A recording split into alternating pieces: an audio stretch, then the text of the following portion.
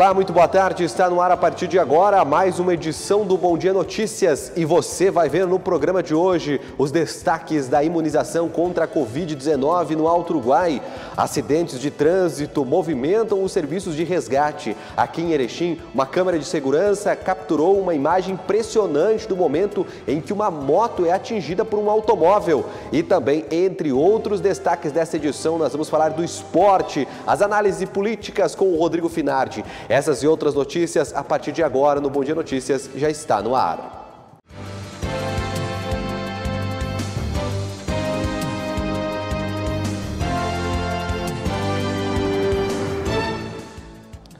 Boa tarde, meu amigo, boa tarde, minha amiga. Obrigado pelo carinho da sua audiência. Você que nos acompanha de segunda a sexta-feira com as informações de Erechim e da nossa região do Alto Uruguai. Uma ótima segunda para você. E nós começamos já o nosso Bom Dia Notícias destacando para você o caso de um homem que ficou ferido após ser atropelado pelo próprio carro aqui em Erechim. Olha, este homem não teve o nome divulgado. Esse caso aconteceu na noite do último sábado no bairro José Bonifácio.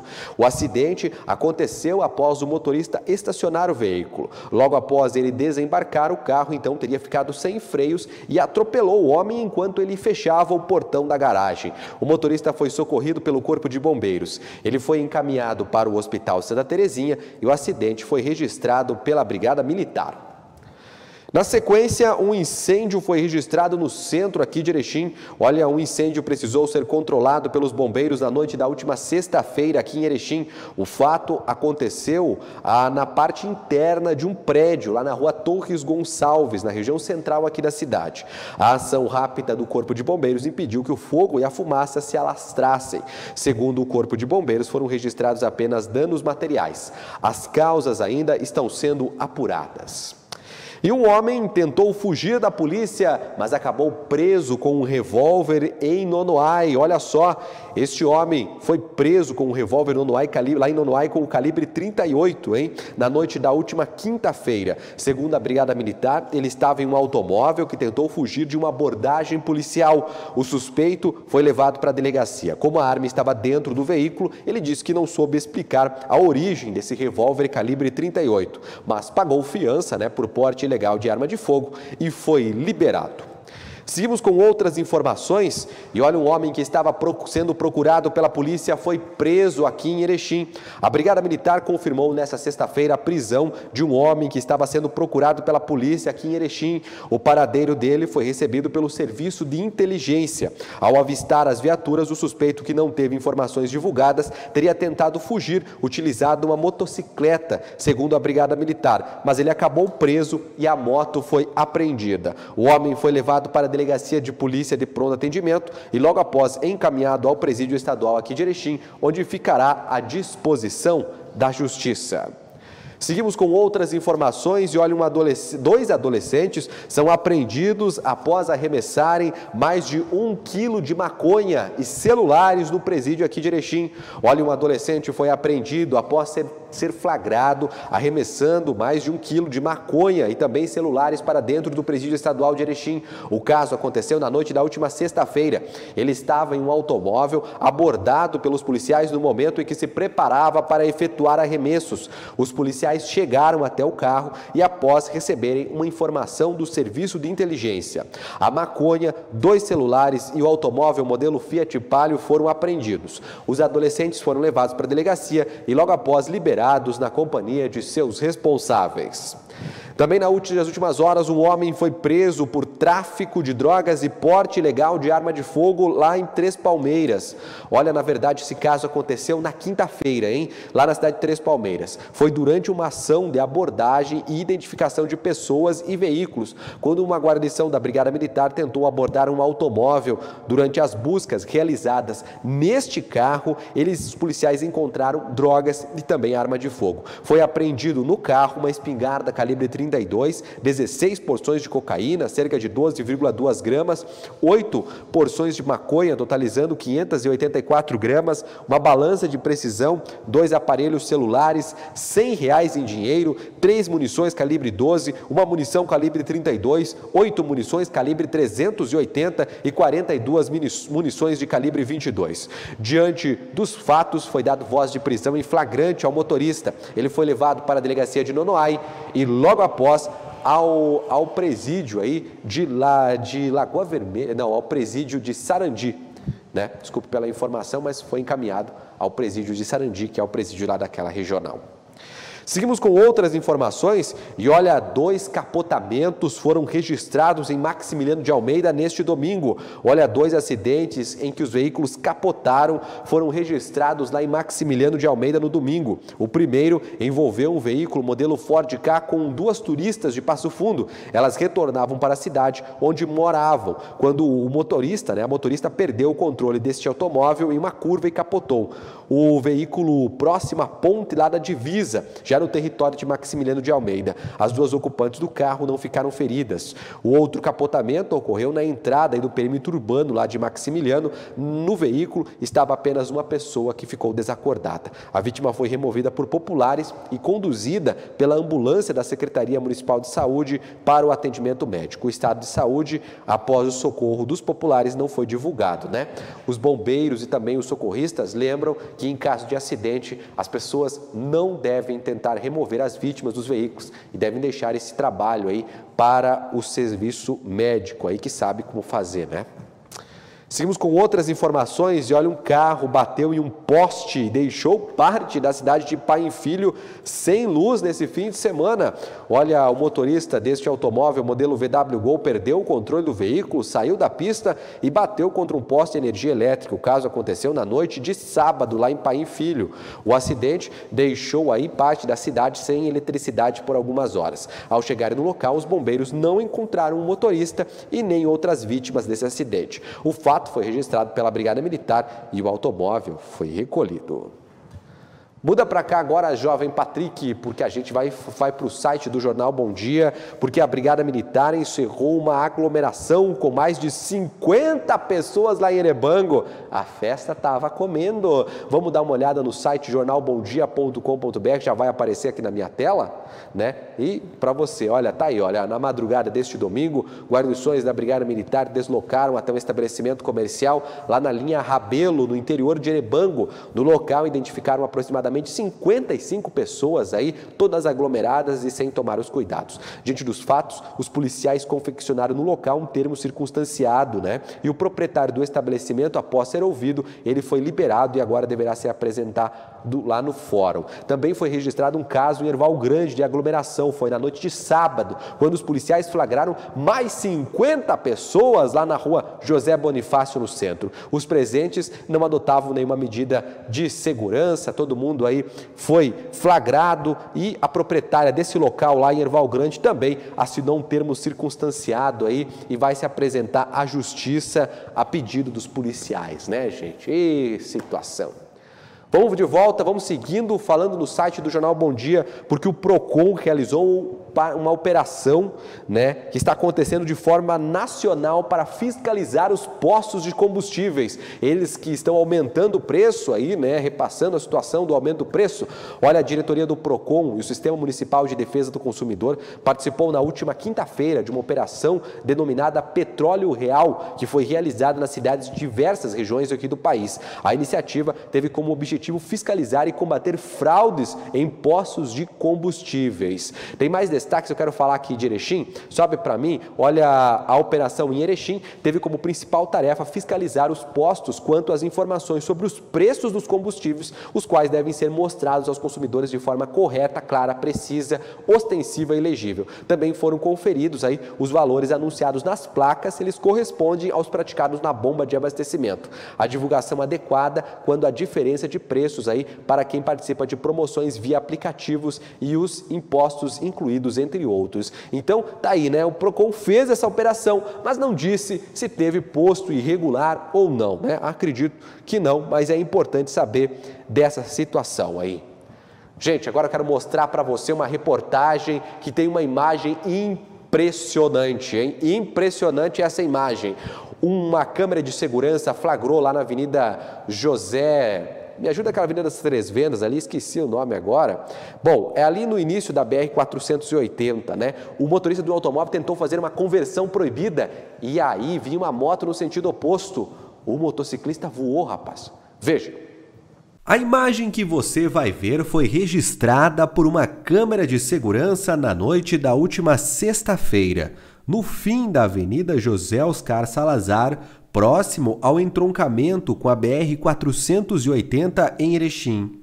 O motorista deste carro, modelo GM Vectra, se prepara para realizar uma manobra de retorno. No local, não há placas que permitam esse gesto.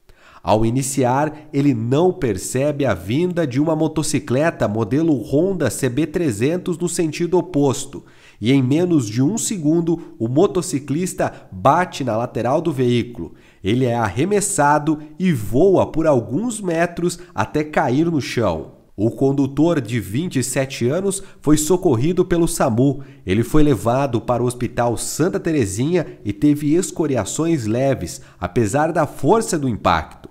O acidente foi registrado pela Polícia Rodoviária Federal.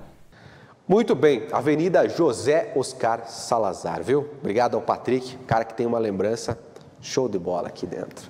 Vamos seguindo com outras informações e olha a fala do prefeito aqui de Erechim. Vamos acompanhar. O Paulo Polis destacou que começa a vacinação nessa segunda com as pessoas de 34 anos contra a Covid. Atenção! Oi, pessoal. Lembrando que amanhã, segunda-feira, vamos começar a faixa dos 34 anos para a vacina do Covid. Segunda coisa, a AstraZeneca, segunda dose. Olha na caderneta de vacinação. Tem muita gente que precisa tomar a segunda dose.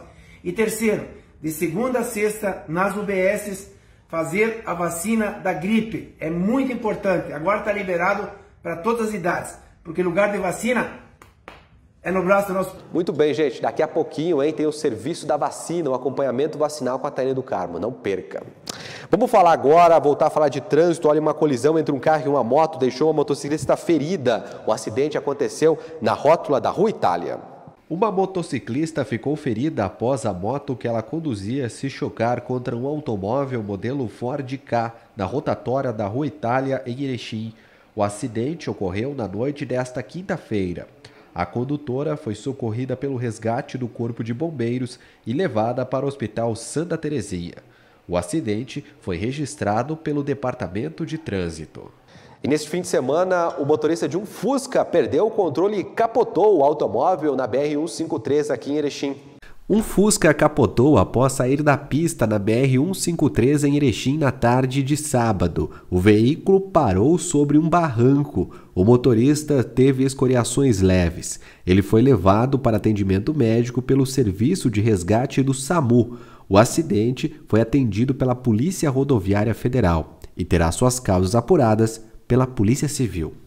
E o governo do estado retirou o alerta da região do Alto Uruguai. O anúncio foi feito pelo prefeito Paulo Polis, que volta a falar aqui no nosso telejornal e destaca e reforça, na verdade, o pedido que as pessoas sigam se cuidando. A retirada do alerta aqui em nossa região é algo a se comemorar, mas não pode implicar no relaxamento dos cuidados. Pelo contrário, isso quer dizer que devemos continuar com eles, porque ele está dando certo. A vacinação está avançando num bom ritmo, mas ainda precisamos manter os protocolos de prevenção para conter o vírus, para preservar vidas e para manter as atividades econômicas funcionando. E não esqueça, lugar de vacina é no braço. E olha, policiais ficaram feridos em um acidente grave na manhã da última sexta-feira em Tapejara. A viatura deles estava indo atender uma outra ocorrência quando eles bateram contra uma patrola. Meu Deus, veja. 2 policiais militares ficaram feridos em um acidente de trânsito registrado na manhã desta sexta-feira em Tapejara. De acordo com as primeiras informações, uma guarnição do 1º Batalhão Rodoviário da Brigada Militar de Coxilha, que deslocava pela RS 467 para atender um acidente em Cacique Doble, acabou se chocando contra uma máquina motoniveladora pertencente à Prefeitura de Tapejara.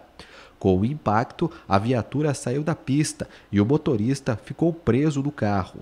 Os 2 policiais que estavam no veículo foram socorridos pelos bombeiros voluntários e pelo SAMU e levados para o hospital de Itapejara. Não há informações ainda sobre o estado de saúde de ambos. Vamos voltar a falar de vacina, né? Porque aqui a gente não para, é uma notícia e outra. Vamos agora ao acompanhamento vacinal. A Taine do Carmo traz os números aqui da nossa região.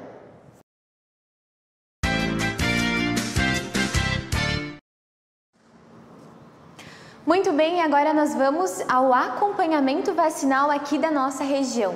Nós iniciamos te contando quem se vacina amanhã, neste sábado. E de acordo com as informações da Secretaria da Saúde, que são divulgadas por meio da Prefeitura de Erechim, amanhã prossegue a vacinação em pessoas com 35 anos de idade ou mais. Além disso, serão vacinadas as pessoas que têm agendado para fazer a segunda dose. O horário de vacinação neste sábado é das 8 horas da manhã até as 2 horas da tarde. E a vacinação acontece na central de vacinação aqui do município, que se localiza na rua Júlio Trombini, 634, lá no bairro Três Vendas, na antiga Fundação Cotrel. Quem vai fazer a vacina pela primeira vez é necessário levar a documentação, como o comprovante de residência, o CPF, a identidade, o cartão do SUS e também a carteira de vacinação.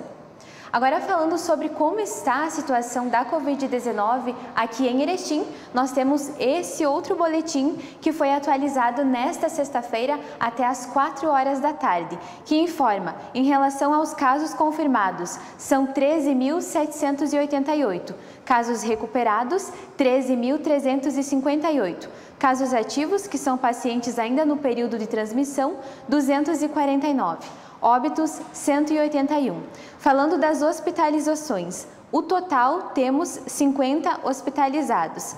Pessoas que são daqui de Erechim e que estão na UTI são 20, na unidade Covid, 16. Pessoas de outros municípios, mas que estão hospitalizadas aqui em Erechim, na UTI são 11 e na unidade Covid são 3. Sobre a vacinação com a primeira dose no município, foram 52.306 pessoas vacinadas, com a segunda dose e dose única são 19.860 pessoas. Hoje, sexta-feira, nós temos também o mapa da Associação dos Municípios do Alto Uruguai, que compreende também a região do Rio dos Índios e também Nonuai. E aqui informa, atualizado nesta sexta-feira, em relação aos casos confirmados. Temos o total de 29.208, recuperados 28.199, casos ativos 564, óbitos 445. Sobre a ocupação dos leitos, tanto da Fundação Hospitalar Santa Terezinha e Hospital de Caridade, na UTI, temos a porcentagem de 83,78%. Dos leitos clínicos, 17,9%. Falando da imunização com a primeira dose aqui na região, são 129.261 pessoas, que corresponde a 54,18%. E com a segunda dose, são 55.832 pessoas, que corresponde a 23,40%. Lembramos também que a região ela está sob ação desde o dia 28 de maio e agora o Estado retirou da R16 o alerta, desde o dia 7 deste mês. Bom, e agora nós vamos ver como está o acompanhamento da vacina aqui no estado do Rio Grande do Sul. Nós temos este outro endereço que informa. Com a primeira dose são 5.214.058 pessoas, com a segunda dose 1.977.455, com a dose única 173.161 pessoas, totalizando 7.364.674 pessoas. Sobre as doses recebidas, temos o total de 9.038.446, distribuídas 8.462.979, o que corresponde ao total aplicado de 87% aqui no estado. Nós lembramos que mais informações sobre a Covid-19 e também sobre como está a vacinação você encontra aqui no nosso site e também na página do jornal ITV Bom Dia. Olha, na tarde da última sexta-feira, lideranças se encontraram na Câmara de Vereadores para falar sobre as rodovias aqui da região. Foi debatido o projeto Avançar, que promete na verdade, pavimentar algumas das cidades aqui da nossa região que não têm acesso asfáltico. Veja. Várias autoridades estiveram reunidas na tarde desta sexta-feira na Câmara de Vereadores de Erechim para uma reunião de lideranças empresariais e políticas.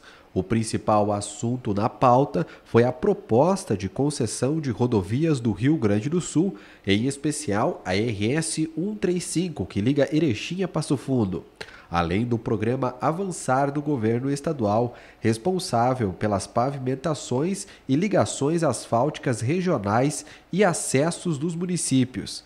Entre os presentes, participaram do encontro o secretário extraordinário de parcerias do Rio Grande do Sul, Leonardo Busato, o secretário-chefe da Casa Civil, Arthur Lemos, e o presidente da EGR, a Empresa Gaúcha de Rodovias, Marcelo Geisen, além de deputados estaduais, prefeitos e vereadores. Muito bem, meu amigo, muito bem, minha amiga. O nosso Bom Dia Notícias já volta, mas antes eu tenho um recado importante para você que está pensando em comprar, vender ou alugar um imóvel. Olha, está pensando em uma casa maior, um apartamento com mais espaço? Não perca tempo, viu? Vá agora mesmo a Solar Imóveis, que fica no centro aqui de Erechim, pertinho da Caixa Econômica da 7, ou acesse o site solarimóveis-rs.com.br. Só no site da Solar você vê as fotos, imóveis, condições de pagamento, documentação necessária, tudo o que você precisa saber na hora de comprar, vender ou alugar um imóvel. Não perca tempo, tá bom? Compra, venda e locação de imóveis é na Solar Imóveis. Nós vamos para o intervalo e já tem mais Bom Dia Notícias para você, não saia daí. Alô, nosso povo caipira de Erechim, Alto Uruguai. Eu sou o Jordano, apresentador do programa 100% Caipira, e eu estou convidando você para assistir o nosso programa todos os sábados, às 8 da noite, aqui pela TV Bom Dia. Você é o nosso convidado. O povo admira, fizemos o que amamos. Enquanto for vivo, vamos ser 100% caipira. Voltei para reforçar a mensagem. Com a falta de chuvas e os reservatórios mais baixos, a gente precisa economizar energia e água.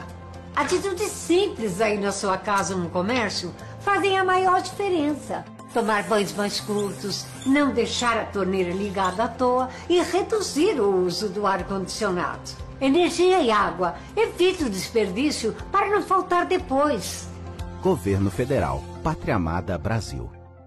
O Master traz até você a nova loja de compras virtual, loja.mastersupermercados.com.br. Num clique, sua compra está em casa. Acesse loja.mastersupermercados.com.br. Selecione os produtos de seu interesse, cadastre-se e faça o pagamento com os cartões e receba suas compras em casa. É fácil, prático e seguro. Loja virtual Master Supermercados. Num clique, sua compra está em casa. Master Supermercados. Tá no Master? Tá em casa.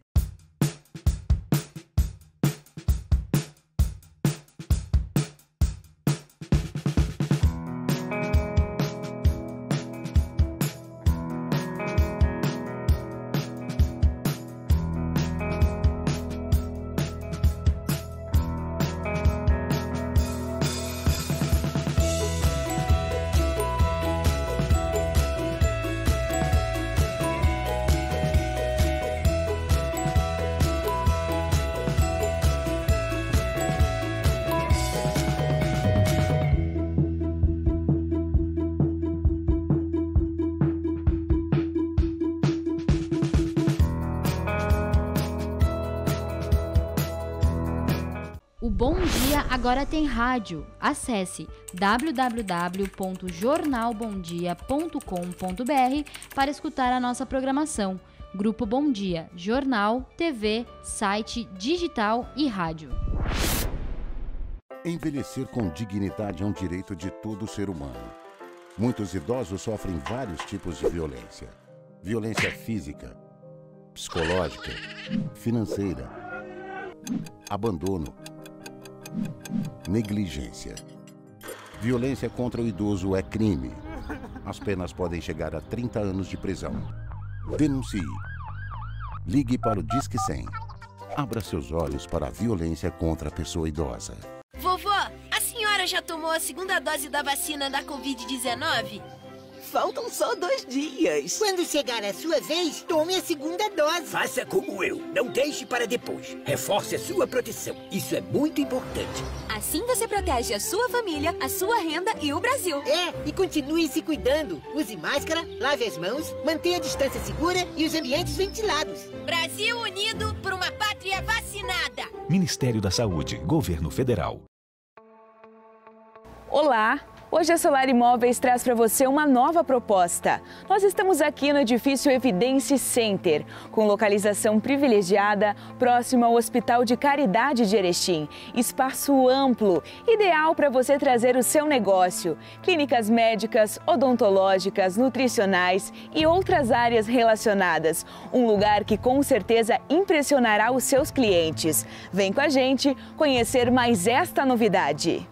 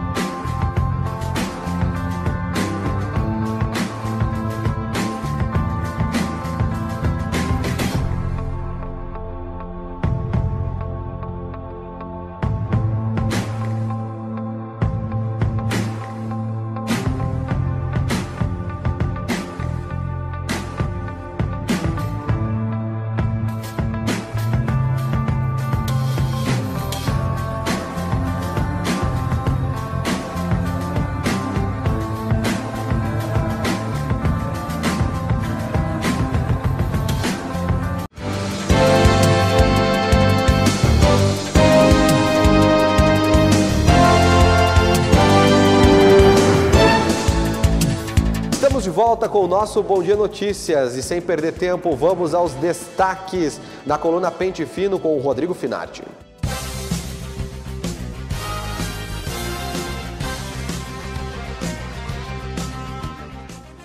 Vamos agora saber quais são os destaques da coluna Pente Fino com o jornalista Rodrigo Finardi. Boa tarde, Finardi. Tudo bem? Tudo bem. Como é que está, Natan? Tudo certo. Uma curiosidade na tua coluna nesse fim de semana, 1982, a história do voto impresso em Erechim.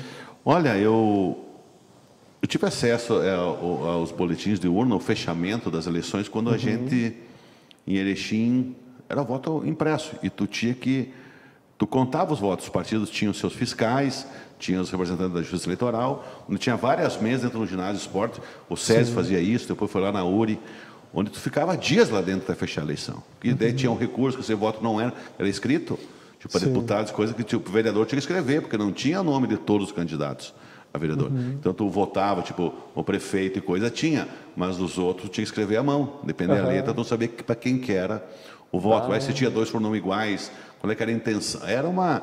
E eu fui, em 98, fui fiscal de urna. Então, eu acho que eu peguei a última eleição impresso, lá no ginásio da URI, que era a FAPES na época. Eu fui fiscal de urna, né, na época. Olha só que interessante. Né?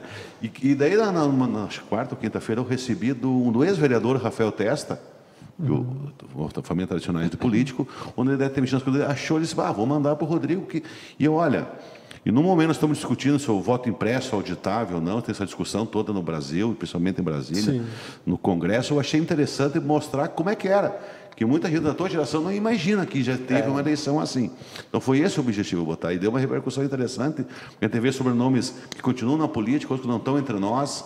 Por exemplo, um dado interessante, ó. Em 1982, Erechim tinha 32.345 pessoas aptas a votar. Hoje são mais de 80 mil. Tem 50 mil eleitores a mais de 82 para agora. Né? Na época nós tínhamos 19 vereadores. Hoje são 17 e a gente acha que é muito agora. Porque na época não ganhava tanto, ou não ganhava, era um pouco diferente. Só que a eleição interessante, porque era assim, nós tínhamos 4 partidos disputando a eleição naquela época. PDS, PMDB, PDT e o PT começando a dar seus passos. Né? Né? Por exemplo, então vamos ver assim, ó, o que era? Nem sempre o mais votado ganhava. E nesse ano, sim, o mais votado não foi prefeito, foi o segundo mais votado. Isso não é mais hoje, porque também era tipo uma conta que nem para vereador, tinha as proporcionais, tudo. Mas o que era aqui? Ó? Cada candidato, os partidos podiam botar 2 candidatos, então eu que era 3. Aqui podia botar 2 candidatos. Então, tu somava os candidatos do seu partido, se tu fizesse mais que o outro, mesmo sendo mais votado, o mais votado do partido entrava. Vou te dar um exemplo na prática como é que isso funciona. O mais votado, na época, foi Sérgio Benito Macanini. Esse que foi o primeiro presidente da Unimed de Erechim também, agora estamos aí no contagem regressiva dos 50 anos, em 1971. Foi o primeiro presidente da Unimed, era político, médico. Ele fez 8.254 votos. O outro candidato do MDB, tinha 7 candidatos a prefeito, né? Ele tinha como vice a Carolina Preto Farina, os 2 já falecidos, Fernando Tesco e Luiz Pulgan, também os 2 falecidos. Né? Então, somado deu 9.000 e poucos votos. Mas tu vai no PDS, o Jaime Lago, que fez 7.384 votos, que são votos, quase 1.000 votos a menos que o Macanini. Porém, o segundo candidato do PDS, ele era o segundo, o primeiro, que era o Darcy Palhoça, também falecido, 3.408 votos. Somando os 2, deu mais voto que o MDB. Então, elegeu quem fez mais voto dentro do PDS. Entendi. Era assim, ó. Por exemplo, tu vê que o PDT tinha 2 candidatos também, o Moacir Jean Tormen e o Leves Caron. Juntos fizeram 4.500 votos, não tinha chance. E o PT lançou pela primeira vez um candidato a prefeito. Olha ali, o PT, o primeiro, Nédio Piran, professor Nédio Piran, da URI, e fez 624 votos. Na composição da Câmara de Vereadores, faz favor, Patrick, aqui a disputa sempre era que tinha PDS e PMDB, antes dessa eleição era Arena e MDB, e virou PDS e MDB, que era um partido de direita e um de esquerda. Nós temos 17 eleitos, chama atenção que, os 17 eleitos, o MDB... Olha só, MDB, o PDS fez mais vereadores, o MDB, o PDT fez 3, o Guilherme Barpe faleceu ano passado, o professor Guilherme Barpe, Terezinha Pessim, que já foi uma mulher, e tu vê aqui que o Aristides Zambonato, ele fez, o mais votado, fez 1.175 votos, ele tinha sido prefeito nos anos 70, Erechim, do MDB. O segundo mais votado, o seu falecido também, seu Eli Luiz Parente. Chama a atenção que a terceira geração desses 2 estão na política hoje, que eu digo... O neto do seu Aristides Zambonato é o Anaximandro, que é vereador. E o neto do seu Eli é o Fifo Parente, que também é vereador. E o quinto mais votado, começando sua carreira política, Luiz Antônio Tirello, que é o pai do atual vice-prefeito de Erechim, o Flávio Tirello. Olha que coisa interessante, tu vai analisando essas questões. Né? O ex-presidente de Ipiranga, o Tobata, o Jacaré, o ex-delegado de polícia de Erechim, o Celso Alves Machado, Lídio Scaranto foi coordenador de educação, secretário de educação, homem forte, Lois Anella. Elídio Servo foi secretário de Cultura, Esporte e Turismo. Wilson José Toninho, o atual presidente da Fundação Hospitalar Santa Terezinha. Cláudio Grazi era um grande orador falecido. Armando Grando, um nome histórico dentro do PDS, hoje PP. Né? Terezinha Pessim, uma das maiores empresas da Erechim, uma das. Né? E o seu marido concorreu a vice-prefeito, seu Aurélio, e ela concorreu a vereadora. Né? Então, tu vê que a história das famílias da Erechim também entra. Eu acho que esse era o objetivo, e como acho que às vezes a gente tem que fazer esse tipo de resgate, quando tu tem um documento correto, né? Que a história tu vai reescrevendo. Eu acho que, para os familiares que estão aqui, eu acho que sempre vale a pena que todos esses, de alguma maneira, sempre construíram para o crescimento da Erechim. Claro, e deu bastante repercussão, né? Essa é a questão, eu acho que... Eu acho que a gente... colocando agora novamente, são mais de 50 mil eleitores. A mais, né? Hoje tem 80 mil, isso, né? São mais 50 mil do que em 1982. Então, acho que seria um retrocesso a gente voltar nessa forma de fazer a votação. O que é o retrocesso para a tecnologia, sim. Se fala em fraudes e coisa, e acusações, todas as lodas do voto auditável, mas eu não faço assim, um julgamento... No que tu me diz, eu vou analisar, eu vou ter que ler, eu vou ter que buscar uma fonte segura, se realmente tem. Se provar que tem uma fraude na eletrônica, mesmo sendo um retrocesso, porque os Estados Unidos é com o voto assim. Né? Tipo na Graça Planilha, que tinha o DBM, que tu põe lá e tudo. Só lá que a gente só fica sabendo para o presidente. Mas só que lá, nos Estados Unidos, é uma célula gigante, não fica sabendo, eles votam para promotor, eles votam para delegado, eles votam para referendo, eles votam em plebiscito, é uma série de coisas, mas para nós vale só o presidente, a gente não fica sabendo do restante das eleições deles, mas é muito além de uma eleição para presidente nos Estados Unidos. A nossa é só, o retrocesso seria, se tiver fraude, sim, aí é um retrocesso para garantir a seriedade do pleito, né? Agora, em condições naturais, lógico que é um retrocesso, né? Tu voltar para o voto impresso. Agora, não que esteja errado. Se provarem que tem fraude, como é que tu faria? Como é que tu faria? Então, é uma discussão longa ainda, e quem diz que é contra tem que mostrar as provas. Só é isso que eu vejo. E se tiver as provas, daí tem que voltar sim para que eu quero que o que eu votei, que seja justa, porque eu acho que é uma democracia que foi cunhada com vidas, com grandes brigas, né, pela ditadura. Hoje, então, já tivemos avanço da democracia, até tem gente que confunde muito a liberdade com a libertinagem, né, que eu acho que esse é um outro problema que nós temos, mas isso faz parte do mundo moderno, das redes sociais, nós temos que conviver com isso. Nós temos que buscar informações sérias para nos nortear o dia a dia. Não aquilo que a gente acredita que quer seja, mesmo que não seja verdade. Claro. Que é isso que a gente vê. Essa discussão eu trago à tona em função da datilografia. Tem os sinais a lápis da conferência dos lados, feita à mão, um por um. Era um trabalho assim interessante. Então ficava aqueles 5, 6 dias ali, tudo ficava em torno. Passou, não passou. Quando mudava uma cadeira na Câmara, até essa pessoa entrar e sair, tinha que ficar mais um dia para saber se ia mudar ou não. Hoje veio o resultado rápido. O que não pode acontecer é que aconteceu. Tranca as urnas naquela vez, depois a Dilma ganhou. Aquilo que deu um ar para desconfiar. Não que tenha rolo. Mas aquele momento que estava ela, Aécio, o próprio presidente da República disse que o Aécio teria ganho a eleição, mas não apresentou as provas ainda, né? Mas vamos esperar. Eu acho que é uma discussão válida, sim. Nós temos que discutir se é a melhor maneira, mas com provas concretas e, né, que... Aí fazer o quê? Vamos votar e vamos voltar à época antiga. E tu vai ver como é fazer cobertura de eleição no papel, não é fácil. E a questão é a seguinte, a eleição de papel, o que pode ocorrer? Nós teríamos que fazer uma lei específica para isso, porque eu acredito, se nós provarem que ela tem qualquer problema e ela retornar para o voto impresso auditável, nós vamos ter, e não tenho dúvida, isso independente de quem ganhar ou perder, nós teremos uma eleição judicializada ao extremo no Brasil. Quando que assume os que ganharam corretamente ou não?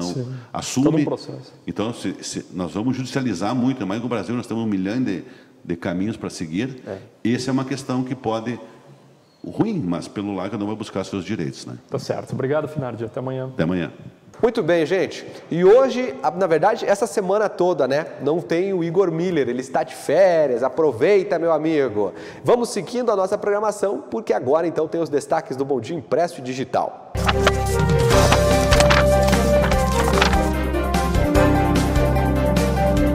Vamos agora saber quais são os destaques do Jornal Impresso e Digital do Bom Dia. A edição deste fim de semana que traz na capa o Ipiranga, que acabou vencendo o Novo Horizontino e agora assumiu a liderança do grupo pela Série C. Coluna do Rodrigo Finardi, ele traz sobre 1982, a abordagem da história do voto impresso aqui no município. Página 3, estudantes americanos desenvolvem um projeto acadêmico com a System. Página 4, tem os colunistas de opinião. E na 5, em geral, Erechim está entre as cidades com maior número de imigrantes aqui no Rio Grande do Sul. Na página 6 tem o fato da foto. E na 7, região recebe 3.812 doses para a primeira aplicação, um reforço na imunização. Na página 8 tem Acontece das Inibiares, ela fala sobre as gurias do bem e a Casa da Amizade. Página 9, inaugurada a reestrutura do Centro de Atenção Psicossocial em Álcool e Drogas aqui no município. Página 10 tem Espaço Pop do Bom Dia e na 11, revelar e registrar as belezas do município de Viadutos. A página 12, Padaria La Matina, completa 26 anos com novidades. Caderno BD Saúde fala sobre alimentação e exercícios físicos aliados na recuperação da Covid-19.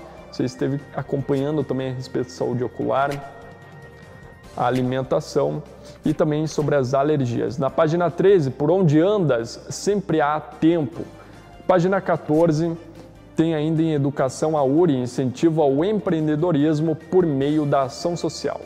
Tem os classificados do Bom Dia, Caderno de Variedades, Insegurança, o Estado, menor número de crimes contra a vida no primeiro semestre. Página 23, o Ipiranga vence o Novo Horizontino e assume a liderança do grupo. Contracapa do Bom Dia, Grenal para tentar arrumar a casa, mas a gente viu aí o empate. Outras informações podem ser acompanhadas no site do Jornal Bom Dia, www.jornalbomdia.com.br.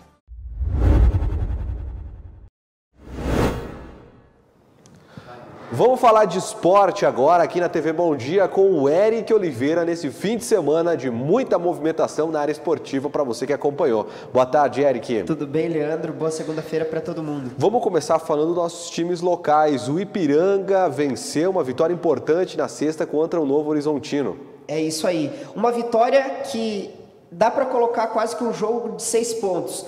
Segundo colocado contra terceiro, Ipiranga e Novo Horizontino fizeram um grande duelo. Um primeiro tempo nem tão bom assim, mas um segundo muito bom, com várias reviravoltas no placar. O Ipiranga fez o 3-2, o Quirino fez o gol de pênalti, o gol que decretou a vitória para o Ipiranga, mas uma excepcional vitória. O Ipiranga tem o melhor ataque da competição, são 15 gols marcados, tem um ataque fulminante entre as 20 equipes, o Ipiranga é o que tem o melhor ataque, e isso sim precisa ser valorizado. Boa vitória? Sim, mas ainda porque o Ipiranga jogava em casa, aqui no Colosso da Lagoa, agora vai para 2 jogos difíceis, no final de semana em Itu contra o Ituano, e depois recebe o São José para fechar o caixão do São José, o São José que não vem fazendo uma boa campanha, e o Ipiranga tem tudo para terminar esse primeiro turno com chave de ouro, rumo à classificação. Foi uma vitória maiúscula para dar muita confiança a esse time do Ipiranga, do técnico Júnior Rocha. E nós vamos ver agora a fala do treinador Júnior Rocha após a partida e também do goleiro David. Um jogo de alto nível, né? Não tenho dúvidas nenhuma. E se nós fazer por merecer e conquistar a tão sonhada classificação do quadrangular final, é desse nível para cima os jogos. Adversário muito organizado, muito bem treinado, como conjunto, né, que dificilmente a gente encontra no Brasil, que trabalha a longo prazo e um grupo que já permanece há mais de 2 anos juntos. Então assim, tem um conjunto muito forte, o jogo coletivo deles é muito forte. Nós estamos buscando esse jogo coletivo também. O tempo vai nos presentear com isso, o trabalho do dia a dia aqui também, o comprometimento dos atletas. Engana-se quem acha que nós vamos ter um jogo como foi contra o Oeste, que a gente dominou bem o jogo. Tivemos muito mais oportunidades de gol, muito mais jogadas ofensivas. Hoje foi um jogo muito tático, um jogo muito disputado, competitividade acima de tudo. Mas assim, estamos no caminho, é uma vitória difícil, mas merecida pelo comprometimento, esforço de todos, e vamos para a próxima. É um jogo muito difícil, né? A gente estudou a equipe deles durante a semana e a campanha deles fala por si só, né? Uma equipe muito competitiva, muito qualificada, né? O estado de São Paulo a gente sabe como são as equipes, então a gente se preparou bastante. O grupo está de parabéns porque vem se dedicando muito no dia a dia, na semana, né? Para se preparar para os jogos, e graças a Deus a gente tem colhido os frutos aí de muito trabalho junto com a comissão técnica, muita dedicação, muita organização, e graças a Deus as coisas estão acontecendo, as vitórias estão vindo, e hoje ressaltar aí a entrega do grupo, o pessoal começou jogando, o pessoal que entrou nos ajudou muito, e a gente conseguiu aí estar toda hora, jogo difícil, a todo momento na frente do marcador, e está segurando aí a vitória e os 3 pontos aí que fez a gente atingir os 16 pontos, e graças a Deus está nos concedendo uma campanha muito boa nessa largada. Muito bem, 5 da tarde no Virando o Jogo, vamos falar mais desse jogo. O outro time aqui de Erechim que jogou é o Atlântico, mas ficou no empate nesse fim de semana. Ficou no empatezinho. O Juventude, aliás, eu até dou méritos, porque essas equipes que entram agora, Leandro, na Liga Nacional e tem que fazer duelos como o Atlântico, contra Cascavel, Corinthians, são equipes muito tradicionais. E Juventude já tinha feito um jogo muito interessante lá no centro do país, quando o Atlântico conseguiu vencer, mas veio. O Juventude não briga por muita coisa, eu acho que até pensar em uma classificação, talvez sendo o último dessa vaga, em quinto, ou quem sabe sendo o melhor sexto colocado, é muito difícil. Agora o Atlântico fez um bom enfrentamento, deveria ter vencido, porque jogando em casa, jogando no Caldeirão, no Galo, tem que fazer frente a essas equipes. No entanto, o Atlântico está na 4ª posição, agora nós já estamos no retorno. O Atlântico tem que começar a pensar lá nos playoffs da Liga Nacional, porque estar bem classificado é um dos grandes pontos para trazer o segundo jogo para o Caldeirão do Galo e ir avançando na Liga Nacional. Agora nós já começamos a pensar lá no mata-mata da competição nacional. Vamos voltar a falar de futebol, vamos voltar a falar agora da seleção brasileira e a final da Copa América. Olha, o time do Tite perdeu aí para a Argentina por 1-0. Vamos ver a fala do treinador e na sequência o comentário do Eric. Existem adversários e não inimigos, que no futebol dentro do campo ele te traz isso, que existe um legado maior que o esporte te dá, que ele tem de um lado humano, de um lado educacional, de um lado de amizade, que ele transcende. Então, quando teve no final também a confraternização de outros jogadores que tiveram, nós da comissão técnica em relação à comissão técnica adversária, ela passa também uma mensagem para o público. Ela passa uma mensagem que ela é de conduta, que ela é para o maior dor que se tenha, de ter uma resignação, de ter reconhecimento. E não é palavra para ser bonito ou para justificar a derrota. Não, nós não estamos falando, não, absolutamente. Nós estamos assumindo os nossos erros e as nossas falhas, mas tem uma coisa que transcende. Talvez esteja falando aqui o Adenor, professor de educação física, o pai de família, o educador, que possa passar e que dizer assim, que possa passar conduta, que possa passar que se perde e que tem dignidade em perder e reconhecer o outro lado. Talvez essa forma que foi vista do Neymar com o Messi e outras tantas que aconteceram, não foi só essa, elas podem mostrar a grandeza do esporte. O que eu vou falar é que teve um jogo picotado pra caramba que a gente queria jogar e aí era antijogo o tempo todo, e cavar falta e demora para bater e árbitro, e não deu ritmo, a gente queria jogar, de estratégia, picotar, enfim. Do jogo mais como a situação do jogo, e defensivamente uma equipe bem postada, seu goleiro muito bem num grande momento, a linha de 4 deles defensiva de qualidade, peças de reposição importantes. Eu volto a dizer, ela tem mérito do outro lado.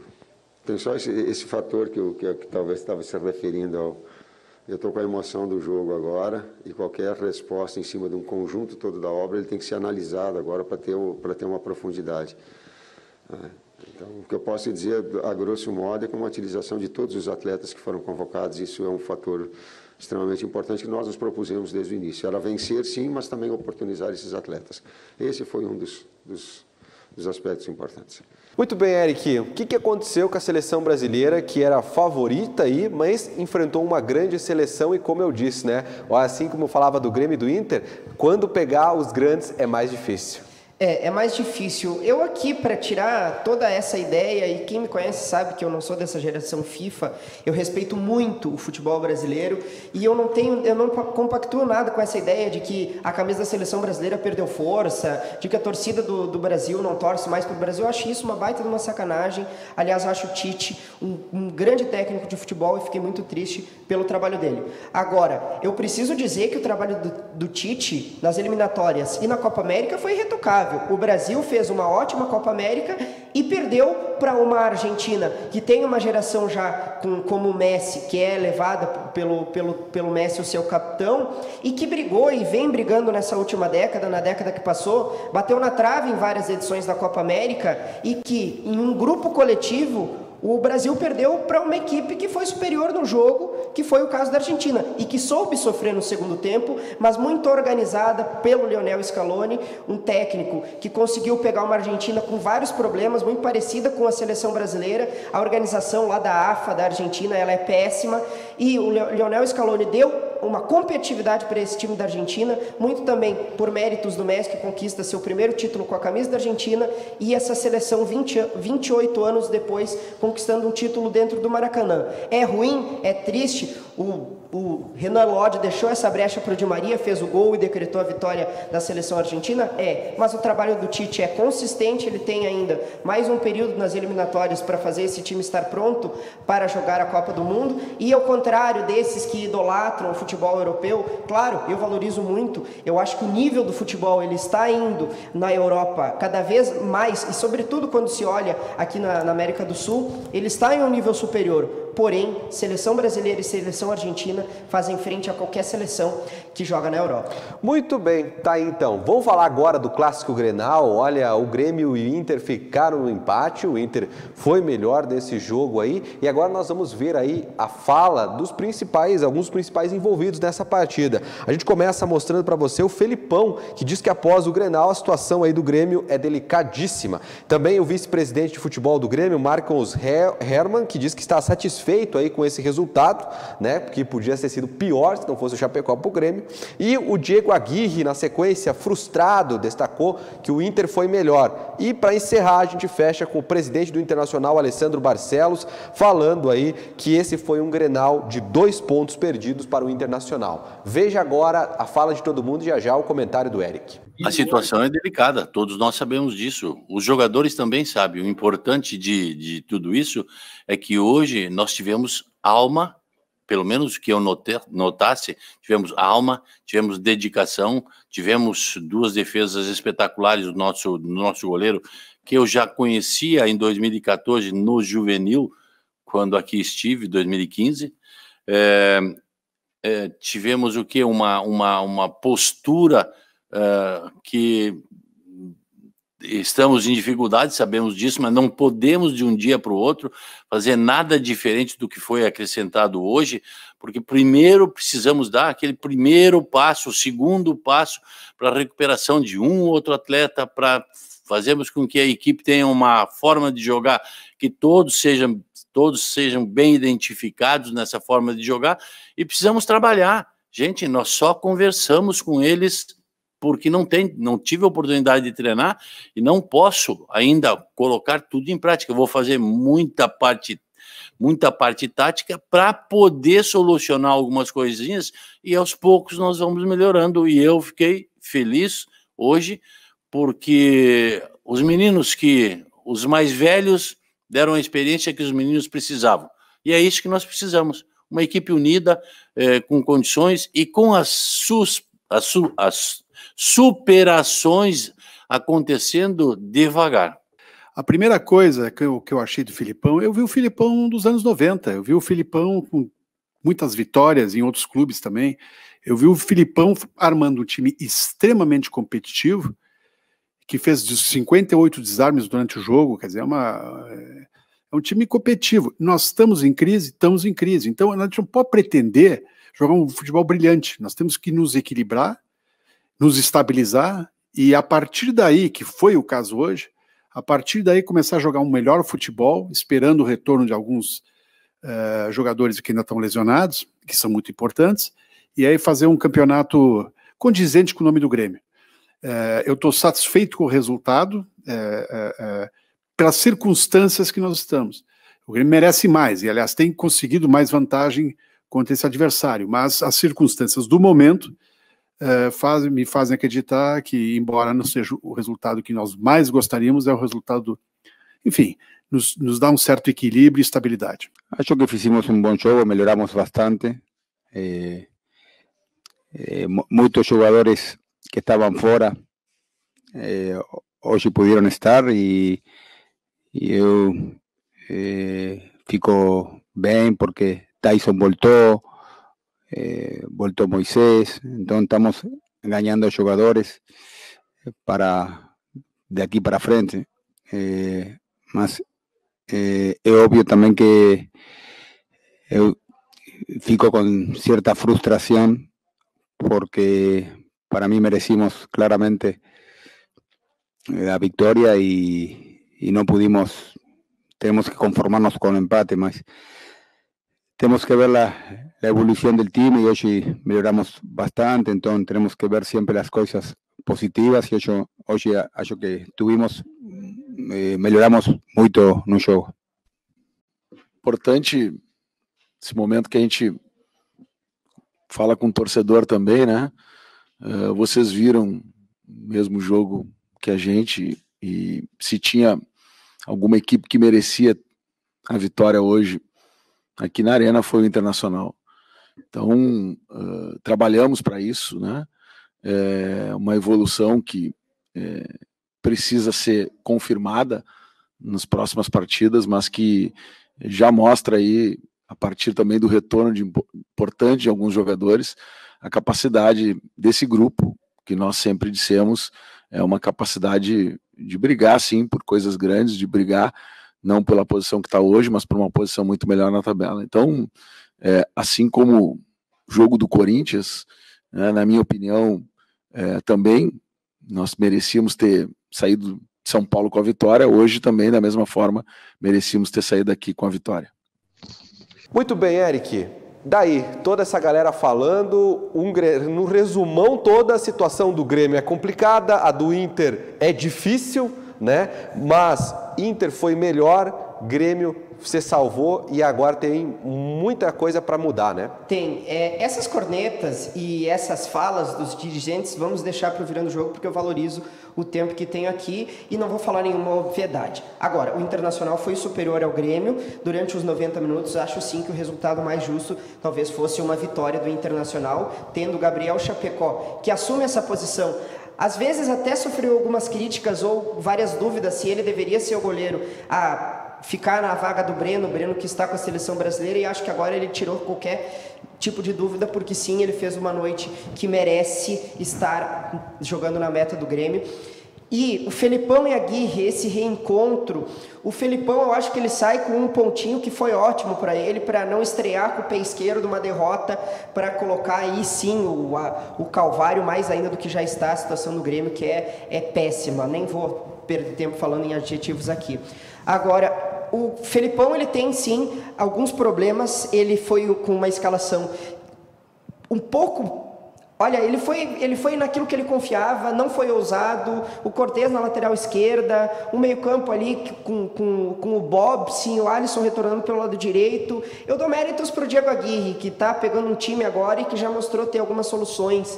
O Moisés voltando pela lateral esquerda, o Tyson no meio-campo, o Bruno Mendes, ótima referência na defesa, mas foi um Grenal bem longe do que se esperava. Eu acho que se cumpriu a expectativa de que seria um jogo que ia terminar empatado. Pelo menos eu acho que o Internacional foi melhor, sim, mas um pontinho que não prejudica e nem ajuda nenhum dos dois lados. Mas acho que o Felipão aí ele vai ter que resolver os problemas, porque a situação do Grêmio, olha, ela é péssima, ela é terrível, Leandro. É verdade. Bom, olha, gente, às 5 da tarde no programa Virando o Jogo vai ter essas falas, vai ter a análise, as tabelas. Amanhã a gente vai falar mais de Ipiranga, de Atlântico, e essa semana ainda tem jogo de Libertadores, Sul-Americana, então prepara o coração, torcedor, que vem muita emoção por aí. Obrigado, Eric, até mais. Prepare o coração. Vamos preparar, né, Leandro? Um abraço para ti e para todo mundo também. Vamos agora às informações da previsão do tempo.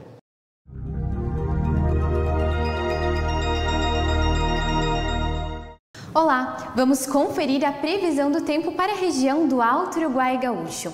O sol predomina nesta segunda-feira ao longo do dia e as temperaturas prosseguem em elevação na parte da tarde na maioria das cidades. Um sistema de alta pressão atmosférica impede a formação de nuvens carregadas de chuva e deixa o tempo firme aqui no norte do estado. Vamos ver como ficam as temperaturas. Em Erechim, a mínima será de 9 graus e a máxima de 22. A umidade relativa do ar ficará em torno de 33% e não chove. No município de Cruz Altense, a mínima será de 10 graus e a máxima de 23. E no município de Charrua, a mínima será de 9 graus e a máxima de 23.